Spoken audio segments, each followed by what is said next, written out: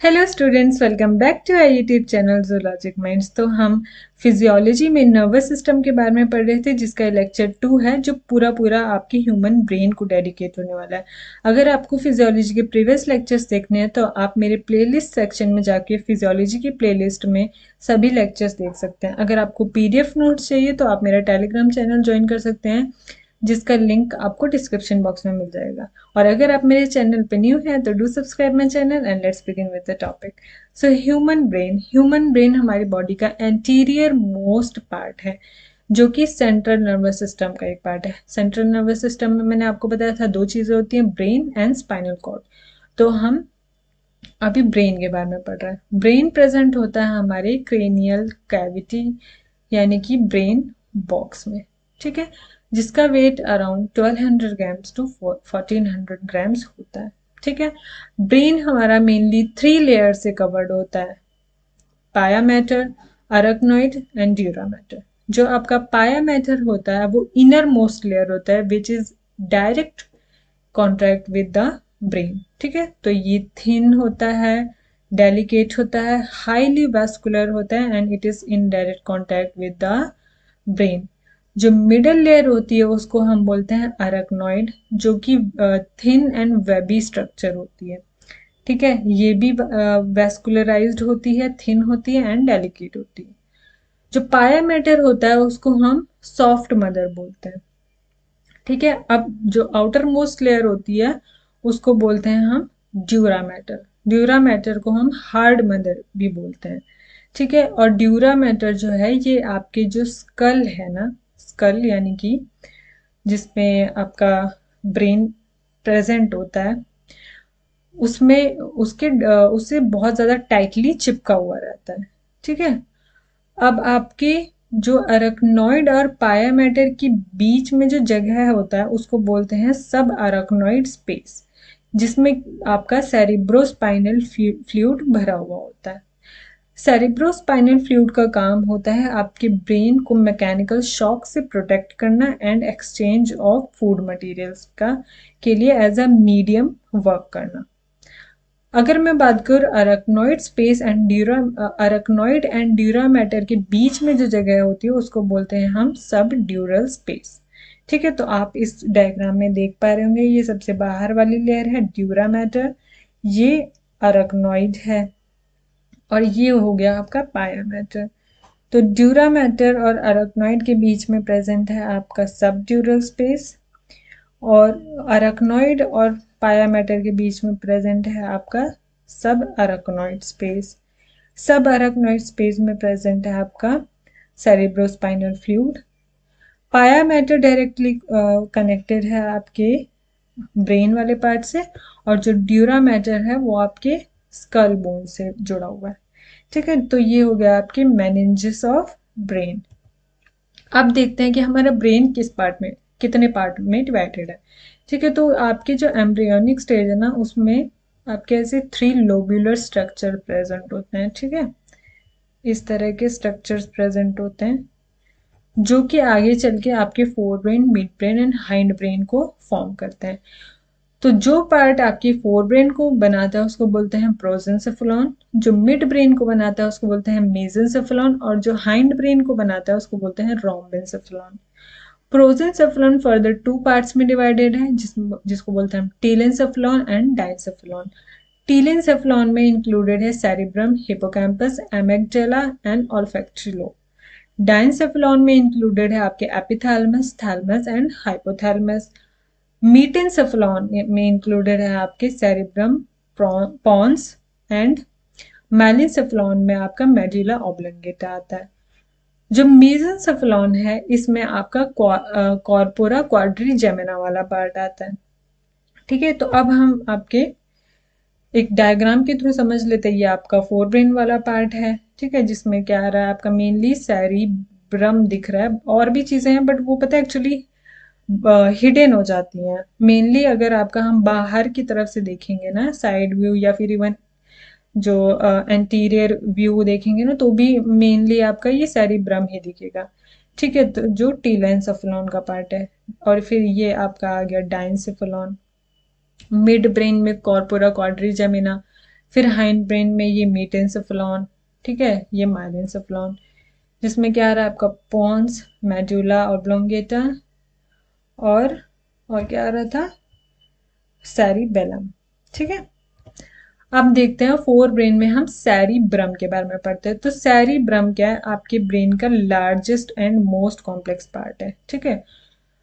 और ये आपके दो सेरिब्रल हेमिस्फेयर से बना हुआ होता है, ठीक है। एक को बोलते हैं लेफ्ट सेरिब्रल हेमिस्फेयर, एक को बोलते हैं राइट सेरिब्रल हेमिस्फेयर।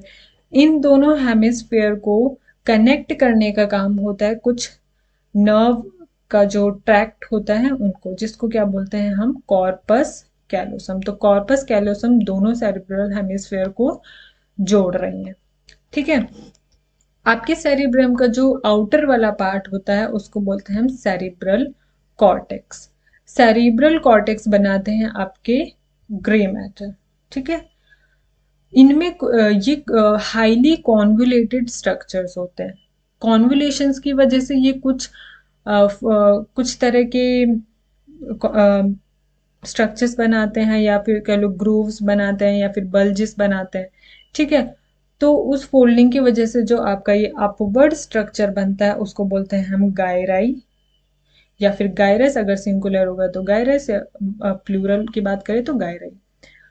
और वहीं जो आपका ये डीप ग्रूव लाइक स्ट्रक्चर है इसको बोलते हैं हम सल्काई या सल्कस, ठीक है, डिपेंडिंग ऑन सिंगुलर है या प्लूरल, ठीक है।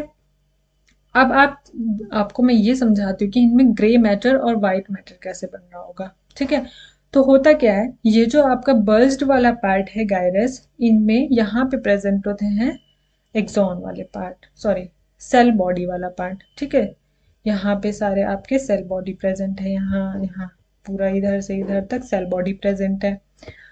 अब यहाँ से ऐसे सेल बॉडी के प्रेजेंस की वजह से, क्योंकि वो ग्रेइश अपीयरेंस देते हैं सेल बॉडी, तो इस वजह से आपका ये जो कॉर्टेक्स वाला पार्ट हो गया, इन्होंने बना दिया आपका ग्रे मैटर, ठीक है।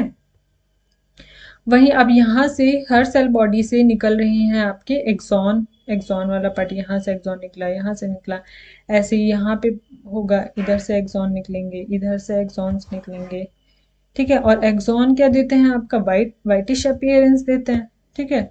जिसकी वजह से क्या बन जाता है, आपका अंदर की तरफ इनर साइड बन गया आपका वाइट मैटर, और बाहर की तरफ बन गया आपका ग्रे मैटर, ठीक है। तो ये हो गया आपका सेरिब्रम, ठीक है। अब क्या होता है कि सेरिब्रम आपके कुछ 4 लोब्स में डिवाइडेड होता है, ठीक है। अब इनको ये क्या कहते हैं, आपके सेरिब्रल हेमिस्फेयर को जो अलग करते हैं ना, उनको बोलते हैं हम लॉन्गिट्यूडनल फिशर, ठीक है, जो कि डीपेस्ट फिशर होती है। इसके अलावा और भी कुछ फिशर्स होती हैं, सॉरी सल्कस होती हैं आपके सेरिब्रम में, जो इनको फर्दर 4 लोब्स में डिवाइड करते हैं। वो 4 लोब्स कौन से हैं, frontal, parietal, temporal and occipital.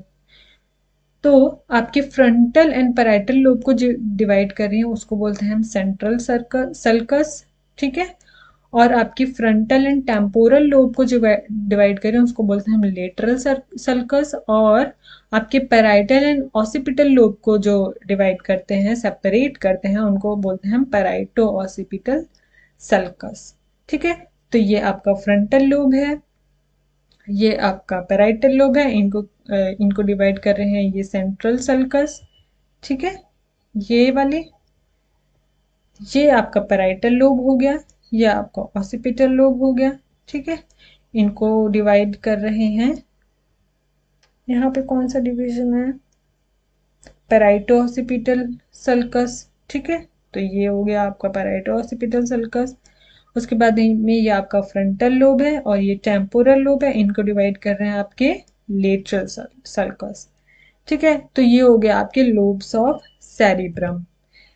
अब देख लेते हैं आपके फंक्शंस। तो हर एक लोब का अपने आप में कुछ पर्टिकुलर काम होता है, ठीक है। जैसे कि फ्रंटल लोब की बात करें तो ये inner monitoring of complex thoughts, creativity के लिए, translation of perceptions and memories into plans, muscle movement, reality testing, controls, intellectual ability, reasoning, decision making, expressions of emotions, will power and personality. Parietal lobe का क्या काम होता है? ये आपकी perception of touch, pain, heat, cold, knowledge about position in space, taking information from environment, organizing it and communicating to the rest of the brain. Temporal lobe आपका कहीं ना कहीं इंटरप्रिटेशन ऑफ साउंड से रिलेटेड है, और occipital lobe आपका mainly visual information से related है। ठीक है, तो ये हो गया आपके फंक्शंस ऑफ सेरिब्रल लोब। अब आपके सेरिब्रम में कुछ फंक्शनल एरियाज भी होते हैं। मेनली 3 टाइप के एरियाज होते हैं: sensory areas, association areas and motor areas. Sensory areas क्या करते हैं? ये आपके सेंसरी न्यूरॉन्स के थ्रू इंफॉर्मेशंस को रिसीव करते हैं। फिर उसके बाद में वो सभी इंफॉर्मेशंस का इंटरप्रिटेशन होता है आपकी एसोसिएशन एरिया में। इंटरप्रिटेशन होने के बाद में इनिशिएट होता है रिस्पॉन्स उस स्टिमुलस के करस्पॉन्ड में। ठीक है, फिर उस इनिशिएटेड रिस्पॉन्स को लेकर जाते हैं आपके मोटर न्यूरॉन्स। ठीक है, तो जो कि ट्रांसमिशन का काम कहाँ पे हो जाता है? आपके मोटर एरिया में। तो मोटर एरिया से सभी जो ट्रांसमिटेड इम्पल्सेस हैं वो मोटर न्यूरॉन्स के थ्रू आपके इफेक्टर मसल्स तक पहुंच जाते हैं। अब आपके जो एसोसिएशन एरियाज होते हैं ये भी बहुत तरह के होते हैं, सेंसरी एरियाज भी कई तरह के होते हैं, मोटर एरियाज भी होते हैं, लेकिन आपको ना मेनली 2 एरियाज जो हैं उनको याद रखना है। इसको बोलते हैं हम वर्निकीज एरिया, जो कि आपके लैंग्वेज कॉम्प्रिहेंशन के लिए होता है, और दूसरा है आपका ब्रोकास एरिया, जो कि स्पीच इंफॉर्मेशन के लिए होता है।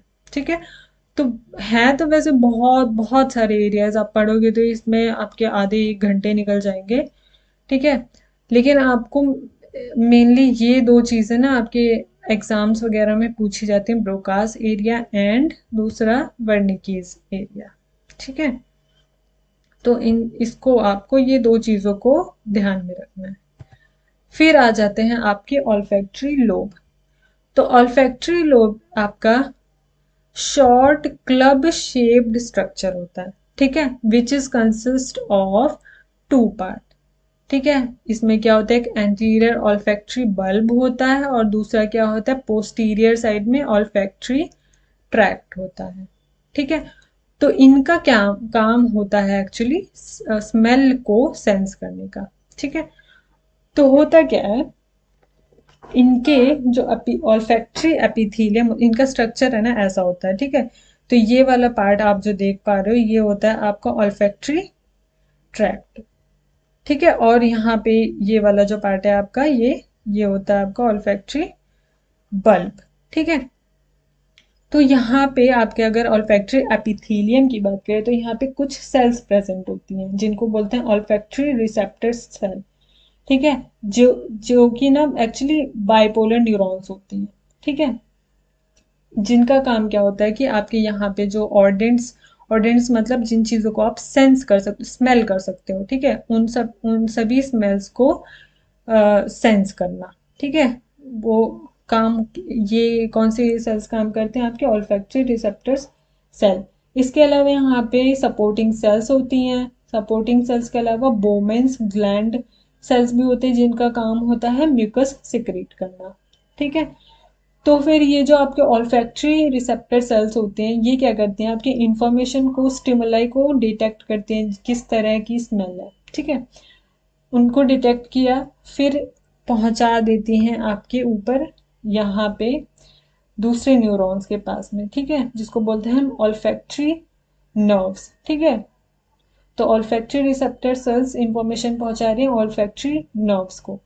ठीक है, फिर यहाँ से ये सभी नर्व से ये सभी एक्सॉन्स ऐसे निकलती हैं। ठीक है, फिर इन एक्सॉन्स के थ्रू आपका इंफॉर्मेशन है आपका चला जाता है ब्रेन तक इंटरप्रिटेशन के लिए। ठीक है, तो ये हो गए आपके ऑल्फैक्टरी लोब्स। अब तीसरा पार्ट आ गया आपका हिप्पोकैम्पस। हिप्पोकैम्पस के बारे में अगर आपने एनिमल डाइवर्सिटी के बारे में पढ़ा हो तो जो सी हॉर्स होता है ना, उसको बोलते हैं हिप्पोकैम्पस। इसका नाम हिप्पोकैम्पस क्यों दिया हुआ है? क्योंकि इसका ये बिल्कुल हिप्पोकैम्पस के स्ट्रक्चर को ही रिसेंबल करता है, बिल्कुल उसी की तरह दिखता है, इसी वजह से इसको हिप्पोकैम्पस बोलते हैं। ठीक है।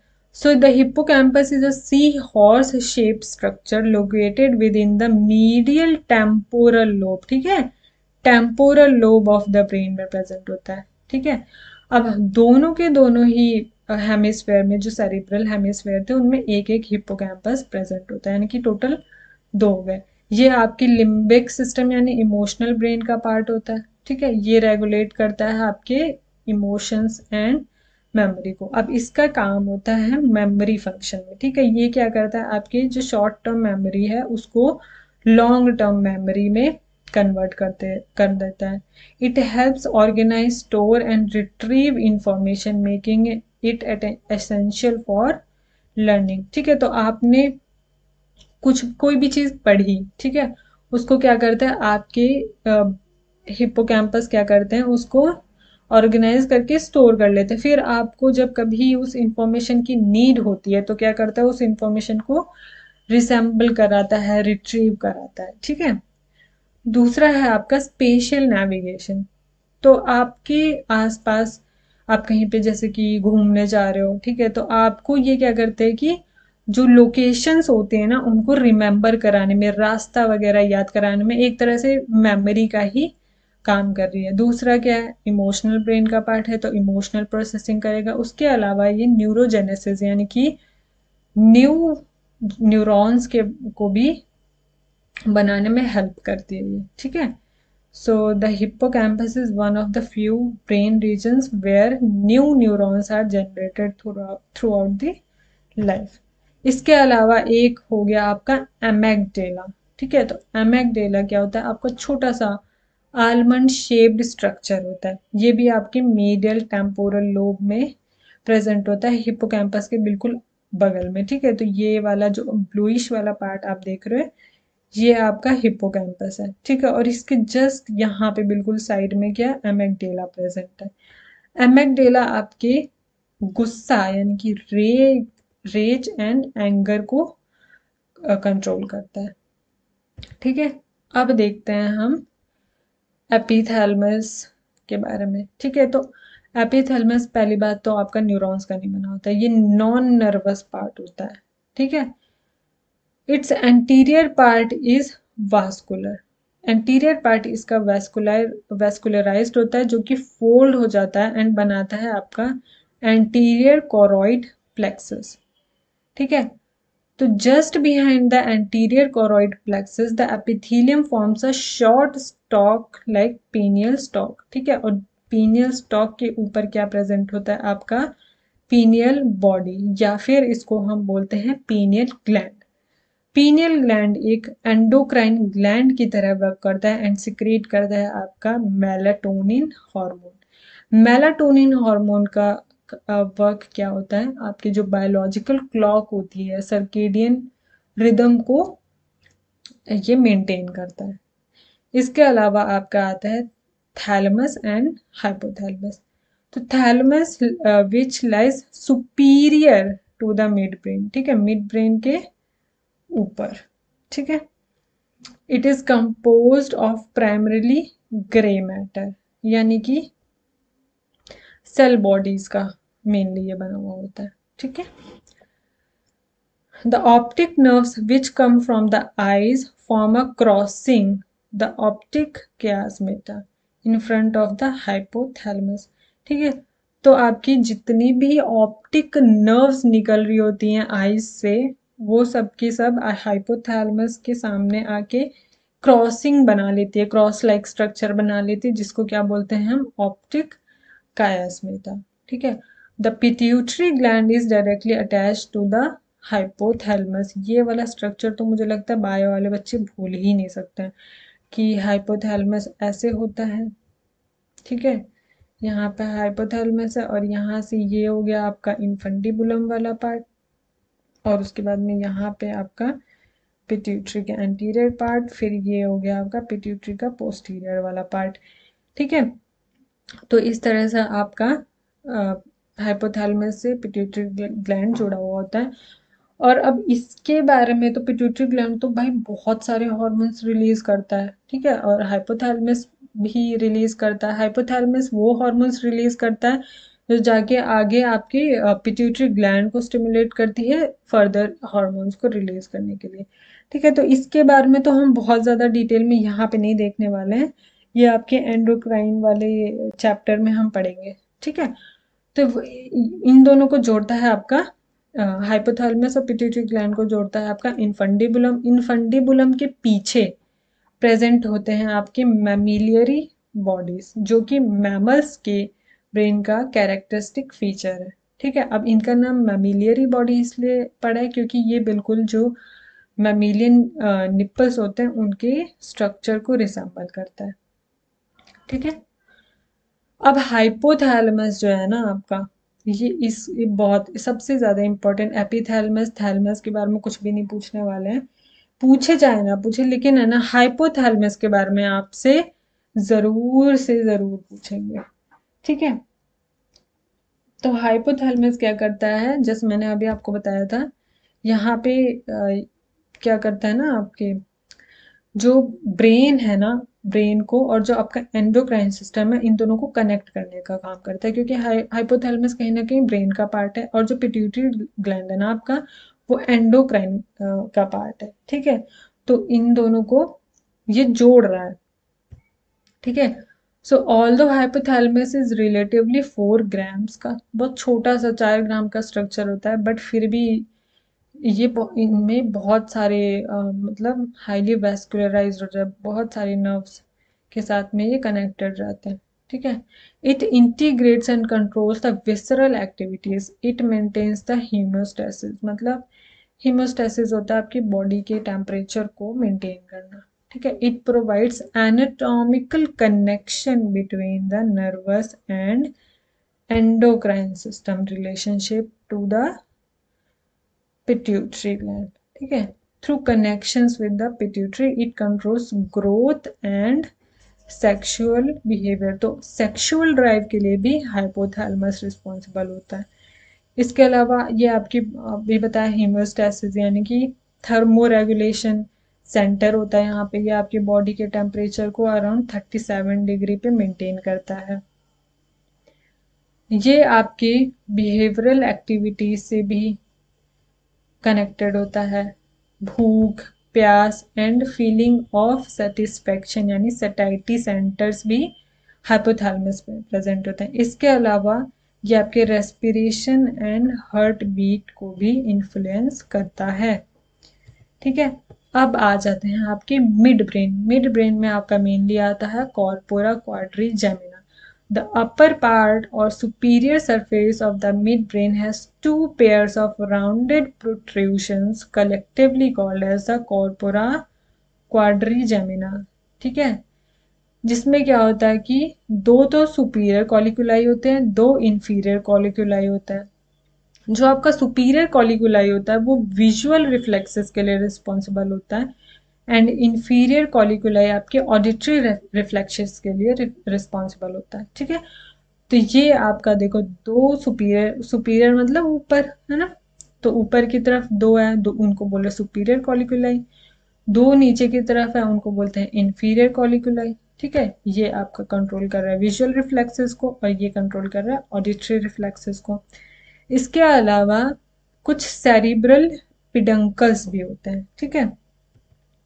तो यहाँ पे आप देख पा रहे होंगे ये रहे cerebral peduncle, superior middle inferior तीनों, ठीक है। तो इनका क्या काम होता है, these are two bundles of fibers which lie on the lower or inferior surface of the midbrain. They relay impulses back and forth between the cerebellum, pons and medulla, ठीक है। तो ये क्या करते हैं, आपकी जो भी इंफॉर्मेशन आ रही है उसको cerebrum, cerebellum, pons and medulla तक पहुंचाते हैं, ठीक है। हाइंड ब्रेन, हाइंड ब्रेन यानी रोम्बेनसेफलोन, इसमें आपका मेनली क्या था, 3 चीजें थी, cerebellum, pons and medulla oblongata, ठीक है। तो मैंने आपको बताया था जो सेरिब्रम है वो आपका फर्स्ट लार्जेस्ट पार्ट है और अब आ रहा है आपका सेरिबेलम, जो है आपका second largest part of the human brain. ठीक है, उसकी तरह सेरिब्रम की तरह, जैसे वहां पे दो सेरिब्रम हेमिस्फेयर थे, वैसे यहाँ पे दो सेरिबेलर हेमिस्फेयर है। ठीक है, जैसे वहां पे आपने देखा था कि बाहर की तरफ सेरिब्रम में बाहर की तरफ ग्रे मैटर था, अंदर की तरफ व्हाइट मैटर था, ऐसे ही सेरिबेलम में भी बाहर की तरफ ग्रे मैटर होता है और अंदर की तरफ व्हाइट मैटर होता है। ठीक है, a cross section of the cerebral hemisphere shows a branching tree like arrangement, जिसको क्या बोलते हैं हम, आर्बोर वाइटे या फिर ट्री ऑफ लाइफ। ठीक है, तो ये वाला जो आप पार्ट देख पा रहे होगे ये है आपका सेरिबेलम। ठीक है, अब इनमें ये जो आपको ब्रांचिंग ट्री लाइक स्ट्रक्चर दिख रहे हैं इसको बोलते हैं हम आर्बोर वाइटे, जिसको इन जनरल हम ट्री ऑफ लाइफ भी बोलते हैं। ये क्या कंट्रोल करता है, आपके रैपिड मस्कुलर एक्टिविटीज को, जैसे रनिंग, टाइपिंग और बातचीत करने के टाइम पे जो भी आपकी मसल्स में एक्टिविटीज होते हैं उसको। All activities of cerebrum are involuntary. ठीक है, तो ये इनवॉलेंट्री एक्शंस को कंट्रोल करता है, लेकिन कुछ कुछ वॉलेंट्री एक्शंस को भी कंट्रोल करता है आपके अर्ली स्टेजेस में। ठीक है, और ये कहीं ना कहीं बैलेंस के लिए भी रिस्पॉन्सिबल होता है। ठीक है, तो जो अल्कोहल होता है उसकी वजह से आपका सेरिबेलम पे बहुत ज़्यादा फर्क पड़ता है, जिससे आप क्या करते हैं कि बैलेंस खो सकते हैं। ठीक है, तो आप ऐसे देखते होगे जैसे कई लोग कभी ड्रिंक वगैरह कर लेते हैं तो ऐसे लड़खड़ाते उलट पुलट जा रहे होते, क्योंकि वो अपने बॉडी का बैलेंस ही खो चुके होते हैं, सेरिबेलम पे असर पड़ा हुआ होता है अल्कोहल से। और उसके बाद में आपका आता है पॉन्स। ठीक है, तो pons, it is situated in front of the cerebellum, below the midbrain and above the medulla oblongata। medulla oblongata के ऊपर प्रेजेंट होता है cerebellum। it is consist mainly of nerve fibers which form a bridge। ठीक है, तो आपका जो Pond's है वो एज अ ब्रिज काम करता है between two hemisphere of the cerebellum। ठीक है, यहाँ पे प्रेजेंट होते हैं आपके न्यूमोटैक्सिक सेंटर। न्यूमोटैक्सिक सेंटर मतलब क्या, आपकी स्विच ऑफ सेंटर बोला था। अगर आपको रेस्पिरेशन वाला टॉपिक याद हो तो वहाँ पे आपको बताया था मैंने, न्यूमोटैक्सिक सेंटर जो पॉन्स में प्रेजेंट होता है। ठीक है, इनको स्विच ऑफ सेंटर बोलते हैं। ठीक है, तो ये क्या करते हैं, आपकी रेस्पिरेशन को लिमिट कर देते हैं। ठीक है, अब देखते हैं लास्ट पार्ट जो है आपका medulla oblongata. It extends from the pons varolii above and is continuous with the spinal cord. तो मेड्यूला ऑब्लोंगेटा क्या करता है, आगे जाके स्पाइनल कॉर्ड से कनेक्ट हो जाता है। इसका स्ट्रक्चर पिरामिड जैसा होता है। ठीक है, and the medulla oblongata has very thin non-vascular folded structure at its lower side called as the choroid plexus। ठीक है, तो इसके लोअर साइड में बहुत ही पतला सा नॉन वास्कुलर स्ट्रक्चर प्रेजेंट होता है जिसको बोलते हैं हम कोरोइड प्लेक्सिस। प्लेक्सिस का मतलब बेटा क्या होता है, सिंपली गुच्छा। ठीक है, नर्व्स का गुच्छा होता है। मेड्यूला ऑब्लोंगेटा के का फंक्शंस क्या क्या होता है, it receives and integrates signal from the spinal cord. ठीक है, स्पाइनल कॉर्ड से इंफॉर्मेशन लेगा और सेंड कर देगा आपके सेरिबेलम एंड थैलेमस तक। It contains centres that regulate heart beat, blood pressure, breathing, swallowing, salivation, sneezing, vomiting, coughing. ठीक है, तो आप देख पा रहे कि ये सभी जो फंक्शन है ये इनवॉलेंट्री है। ठीक है, तो ये क्या करता है, मेड्यूला ऑब्लोंगेटा आपकी सभी इनवॉलेंट्री एक्शंस को कंट्रोल करता है। ठीक है, तो आज का लेक्चर यहीं पे एंड करते हैं। ब्रेन में आपका अभी भी 3 टॉपिक रहते हैं जो मैं आपको नेक्स्ट लेक्चर में पढ़ा दूंगी, क्योंकि वरना ये लेक्चर बहुत लेंथी हो जाएगा। जो है आपका limbic system, ventricles of heart, इसके अलावा एक और टॉपिक है मुझे अभी ध्यान नहीं आ रहा। ठीक है, तो वो हम तीनों टॉपिक्स जो है आपके नेक्स्ट लेक्चर में करेंगे और स्पाइनल कॉर्ड भी नेक्स्ट लेक्चर में हम कंप्लीट कर देंगे। ठीक है। सो अगर आपको मेरा लेक्चर अच्छा लगा, do subscribe my channel, hit the bell icon for the latest update and stay tuned for the next lecture. Bye bye, thank you.